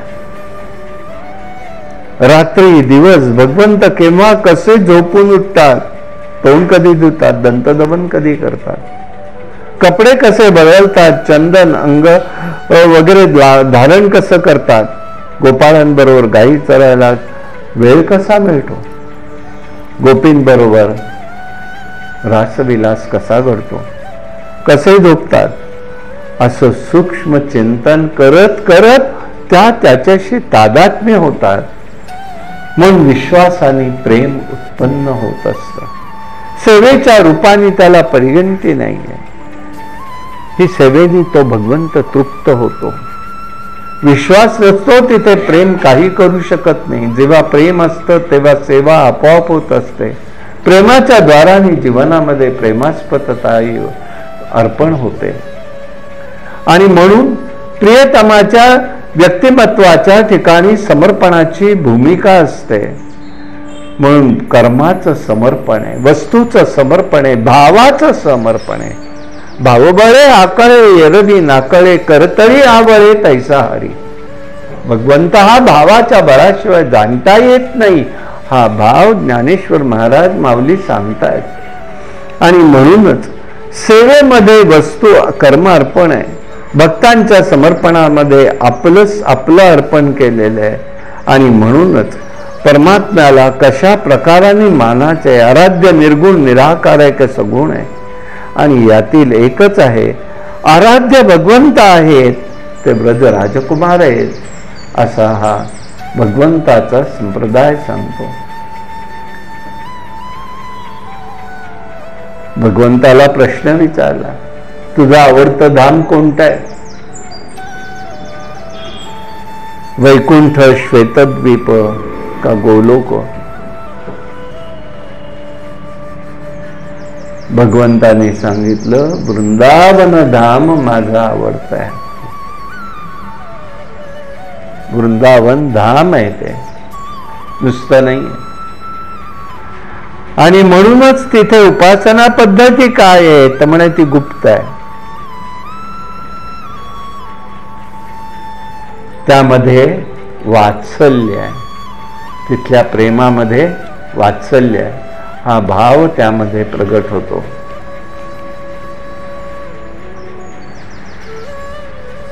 प्रमाण ग्रंथ एकच आहे, श्रीमद भागवत आहे. निर्मल आहे, निर्दोष आहे. आणि सगळ्या बाजूने एकच एक रस आहे, तो प्रेमरस आहे.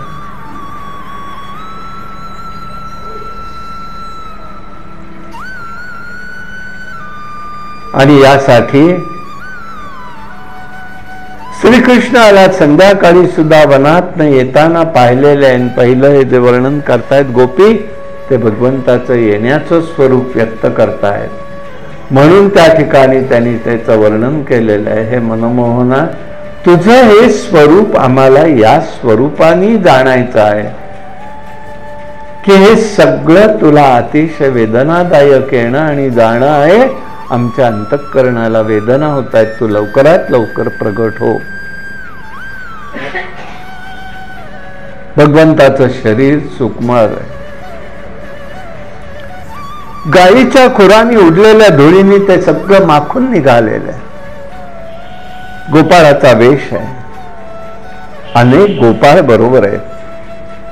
बांधण्यासाठी भगवंतानी बालवेशधारी अच्युताला सुद्धा बोलवलेलं आहे.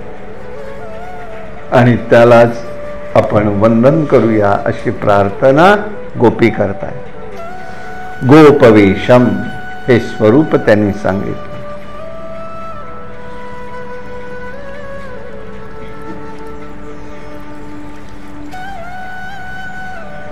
इथे हिरं नाही आहेत, माणकं नाही, सोनं नाही, मोती नाही, काही नाही.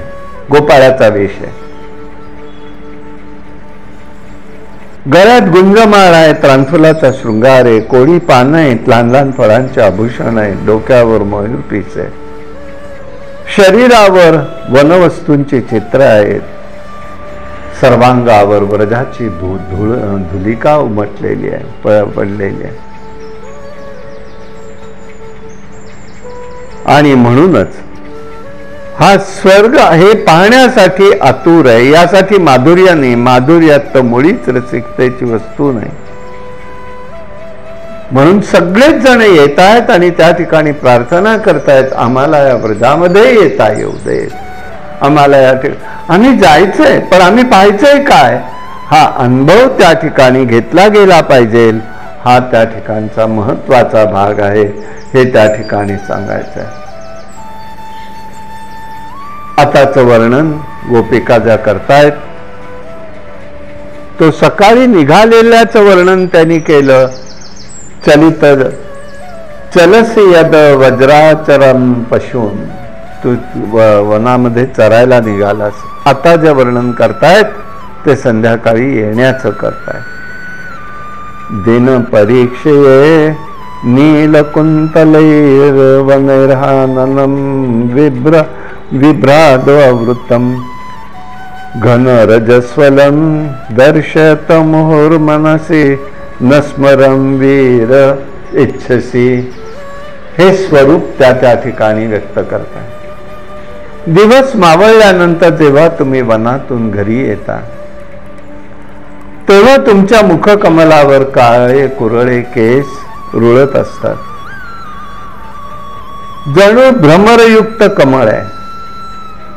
केवळ गायींच्या खुराने उडलेली दाट धूळ शरीरावर पडलेली आहे.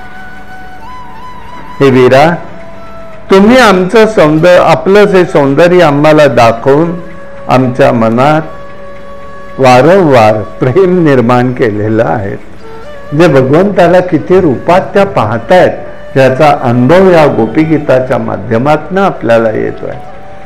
म्हणून त्या म्हणतायत दिन परीक्षये. भगवंत केव्हा घरी येत आहेत? तिन्ही सांजेला घरी येतात. आता 7च्या पुढे घरात नाही, बाहेर. 7च्या आत घरात नाही, बाहेर. भगवंत म्हणतात 7च्या आत घरात. दिन परीक्षय. जेव्हा दिवस मावळला अस्तंगत होणार आहे, त्यावेळेला एक अणुरेणूमध्ये भगवंताची प्रतिमा उमटलेली असते, तेज उमटलेलं असतं. तो भाव तिथे प्रगट होतो. कारण श्रीकृष्ण नुसता नाही हो, तो प्रेमाची दैवता आहे. प्रेम एकांगी होत नाही, चतुर्मुखी आहे. श्याम सुंदर सरळ जात नाही. तो उजवीकडे बघतो, डावीकडे बघतो, वर बघतो, खाली बघतो, मागे पुढे सगळीकडे बघतो. नृत्य करताना सगळीकडे त्याची, विश्वाकडे त्याची नजर आहे. सर्वांच्या समोर वेणू वाजवत आहेत, गायन करतायत. हास्यवदन आहेत. डोळे डावीकडे, उजवीकडे, खालीवर सर्व बाजूनी नेत्रकटाक्ष करून ते फिरताय. असं हे त्याचं एक स्वरूप आहे तिथलं. आणि म्हणून मुखारविंदावर त्याच्या जर पाहिलं तर मधुरक्षण त्या ठिकाणी होत असतं. श्रीमुखावर अपार माधुर्य आहे. संसारातला मध बाटलीत बंद करता येतो. भगवंताच्या मुखावरचा मध हा बंद करता येत नाही. तो सेवनालाही पात्र ठरत नाही, पण अनुभूतीला मात्र येतो. आणि म्हणून आम्हाला हे भगवंता तुझं मुखकमल दाखव. आम्हाला संताप होतोय, म्हणजे आम्हाला तीव्र ताप त्याचा होतो. नित्य नित्य भगवंताचं त्या स्मरण करताय. अणु रेणूमध्ये मुखारविंद बघतोय. भगवंताचे केस काळे कोमल आहेत, बारीक आहेत, कुरळ आहेत, स्नेह आहे. जसा कमळांच्या भ्रमर हा थवा फिरत असतो, त्याप्रमाणे केस त्या ठिकाणी रुळलेले आहेत.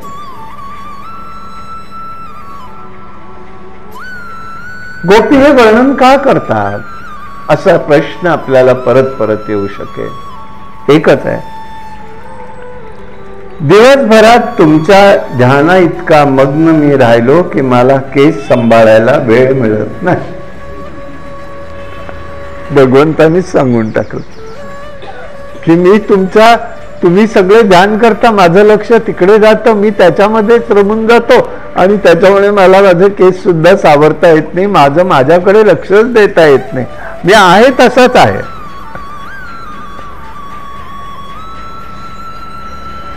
तुम्ही कधी पाणी वाहता, चंदन लावता, फुलं घालता,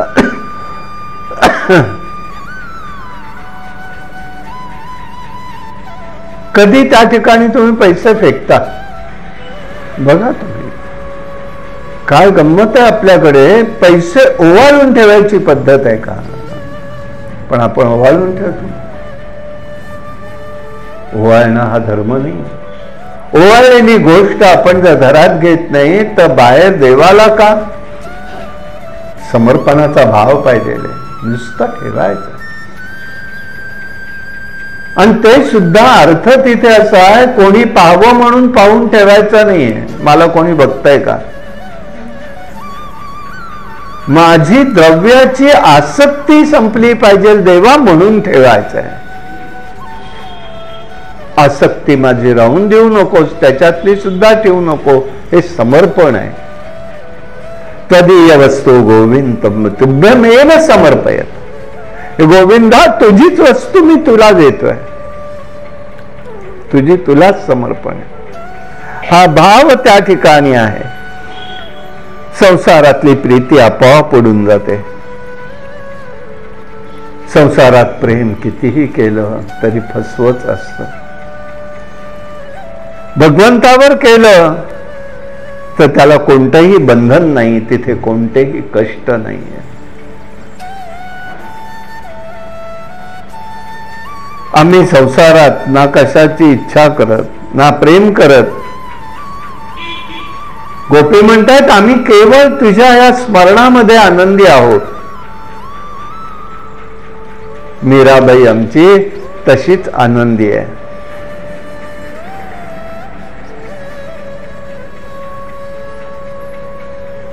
मीरा कौतर गिरिधर मिलिया, हाक मारे संसारी मरो संसारी. संसार हा जाऊ दे. मीरानी कसं बोलवलंय, मीरा कशी राहिली आहे. धन रजस्वलम हे स्वरूप त्याचं झालेलं आहे. धन रजस्वलम दर्शयत मुहुर्जना.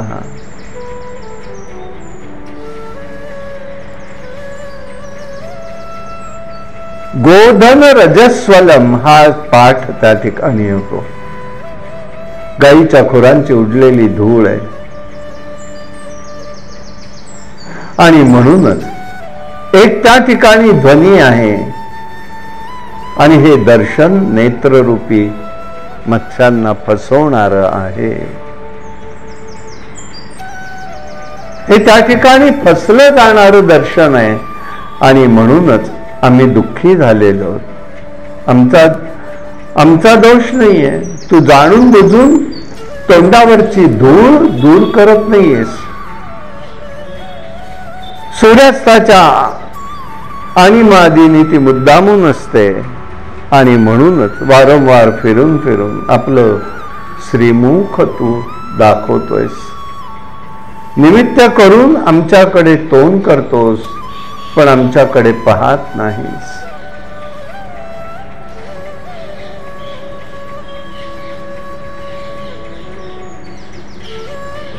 ते आपल्याला भेटतील अशी आशा आम्ही करतोय. तीव्र व्याकुळ अंतःकरणाचं झालेलं आहे. व्याकुलता केवळ मिलनाच्या आशेची मोठी अपेक्षा आहे. आशा प्रयच्छती संगच्छती. हा आम्हाला संगही तुझा पाहिजे हा भाव त्यामध्ये व्यक्त होतोय. जो मरण्यालाही तयार आहे त्यांनी हृदयात स्मरण ठेवावं. त्याच्यामध्ये मिलनामध्येही स्मरण आहे, वियोगातही तेच आहे. जसं गंगा समुद्राला मिळाली तेव्हा नामरूप हे समुद्रात विलीन करून टाकलं जातं, त्याप्रमाणे प्रेमाच्या ठिकाणी कुळ धर्म आश्रम जात यश नाम अहंता सर्व प्रेमास्पदात अर्पण झालं पाहिजे, हा भाग त्यामध्ये आहे. उपाधी भेद हे राहायला पाहिजे, हे निश्चित आहे. त्याच्यात व्यवहार नाही तर विचित्र होईल. भगवंताविषयी केवळ हे सगळं झालं पाहिजे, हा भाव त्यामध्ये दडलेला. आणि म्हणून हे स्वरूप जाणून घ्यायचंय आणि त्याच्याशी तादात्म्य व्हायचंय, हा एक अद्भुत रस त्या ठिकाणी त्या व्यक्त करताय.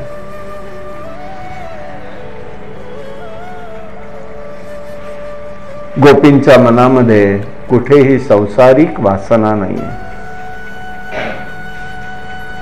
कृष्णाचा प्रेमाचा संचार त्यांच्या अंतःकरणात आहे.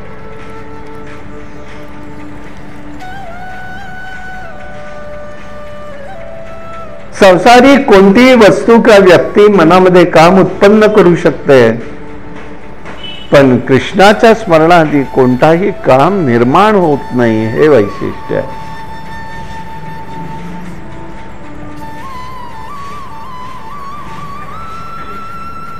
अंतःकरणामध्ये कामवृत्ती येणार नाही, पण त्याचा अन्य संबंध दुसऱ्याशी न करता कृष्णाशी संबंध केला तर गोपीद्वारे चाललेला हा भक्तीचा नूतन मार्ग आहे असं म्हणावं लागेल.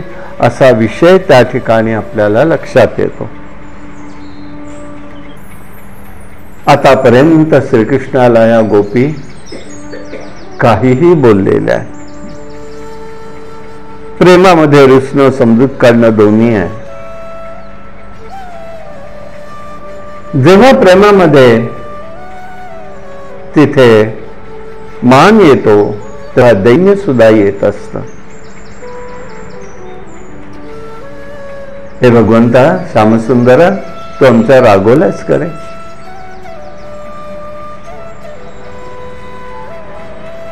आमच्यावर प्रेम करतोयस ना. प्रहसितम प्रियम प्रेम विचक्षण विहारम इत्यादी द्वारांनी त्यांनी हे सगळं सांगितलंय.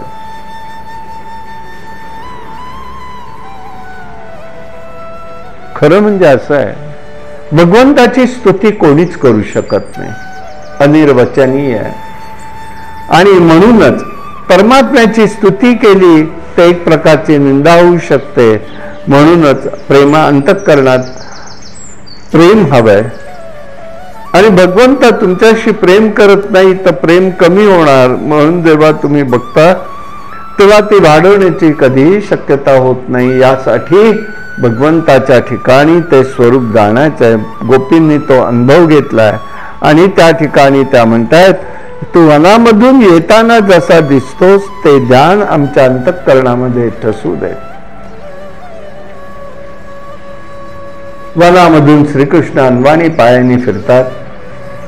गोपींना पीडा का होते याचं एक प्रश्न निर्माण केलेला आहे. याचं कारण एकच आहे,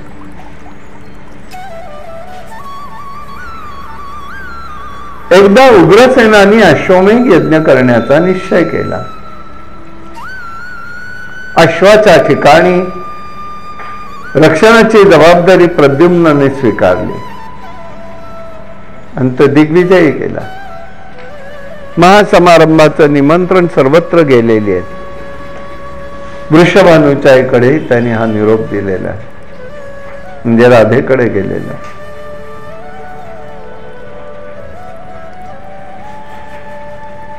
गोपाळ गोपी सगळे द्वारकेला आलेले. आज जिथे गोपी तलाव आहे द्वारकेला, तिथे व्रजाच्या लोकांचाही तळ पडला. देवाच्या सगळ्या राण्यांनी तिथे त्यांची सेवाही केली.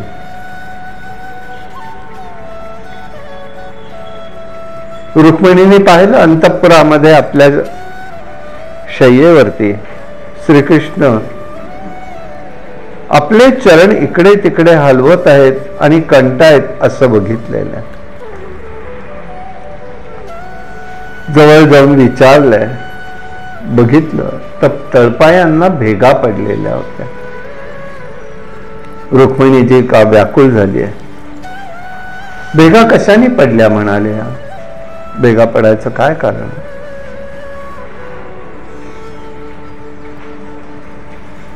भगवंत म्हणाले हे काही विचारू नको, ही गुप्त गोष्ट आहे.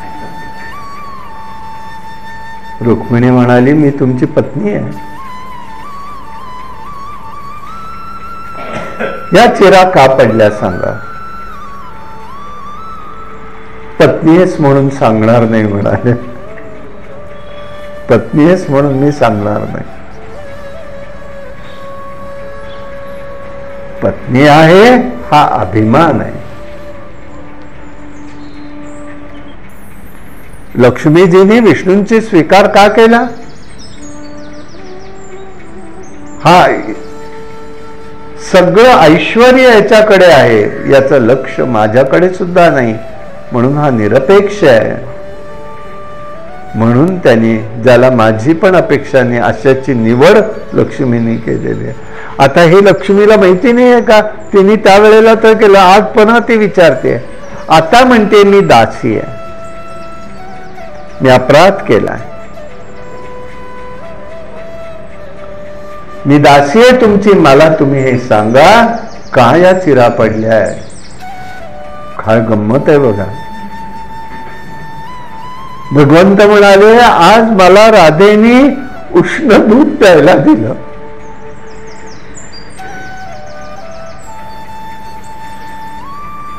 माझे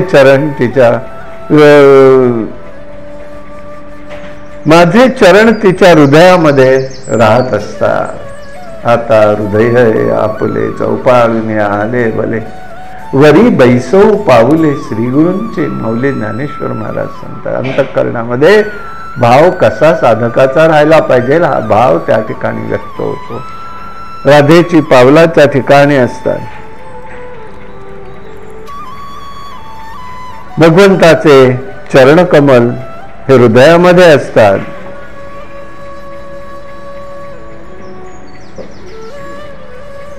आता तिला त्याचं काही सुचेच ना, ती गप्पच बसले. म्हणून तू अनवाणी पायाने फिरतोस, तुझ्या हृदयामध्ये फार यातना होतात, निराकरण आवश्यक आहे, याचं सायंकाळी परत येतोस. ही व्याकुळता आहे. हे प्रशमन झालं पाहिजे, हे शांत झालं पाहिजे. या दोन्ही कष्टाच्या निवृत्तीसाठी उपाय करावे लागतील. भगवंता यापुढे तू अनवाणी हिंडू नकोस आणि हृदयामध्ये पीडावील असं काही करू नकोस. आमच्या हृदयामध्ये पाय ठेव. व मिलनाची तीव्र तृष्णा जागी झालेली आहेत, आम्हाला ते शांत होण्यासाठी अधरामृत द्या. ही प्रार्थना गोपींनी केलेली आहे.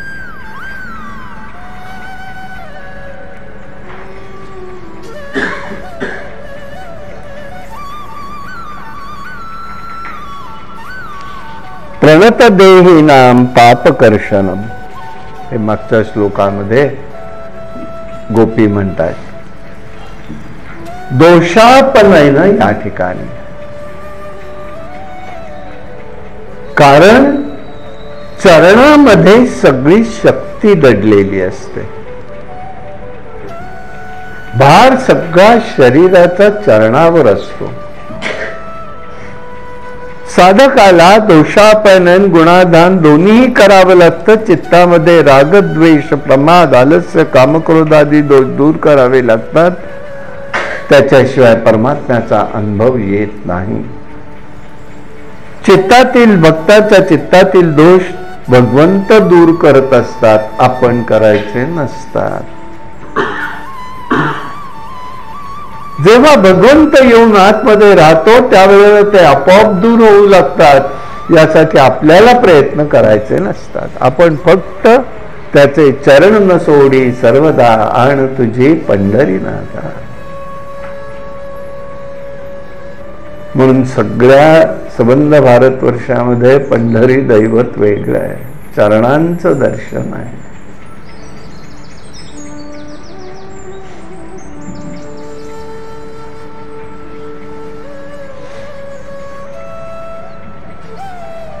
यासाठी हे भगवंता ये आणि आमच्या ठिकाणी आमच्या हृदयामध्ये तू स्थानापन्न हो.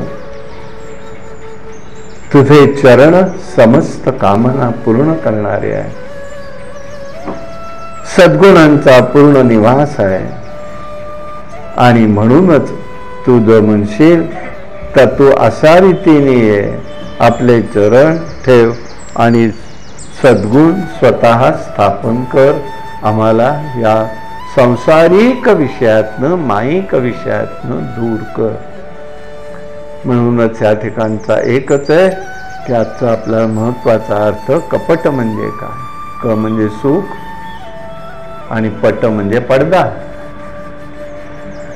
आमच्या जीवशिव ऐक्यामध्ये जो पडदा मायेचा आलेला आहे तो दूर गेला तर भगवंताचं प्रेम, केवळ प्रेम, केवळ आनंद त्या ठिकाणी प्राप्त झाल्याशिवाय राहत नाही.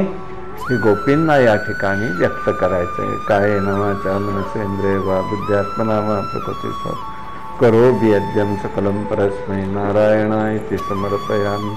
हरि ओम तत्सत. विठ्ठल विठ्ठल विठ्ठल विठ्ठल विठ्ठल विठ्ठल विठ्ठल. पुंडलिक वरदारी विठ्ठल. श्री ज्ञानदेव तुकाराम. अवधूत चिंतन श्री गुरुदेव दत्त. भगवान गोपाल कृष्ण महाराज के. भगवान श्रीधर स्वामी महाराज के जय. जगद्गुरु शंकराचार्य महाराज की जय. जय जय रघुवीर समर्थ. हरि ओम.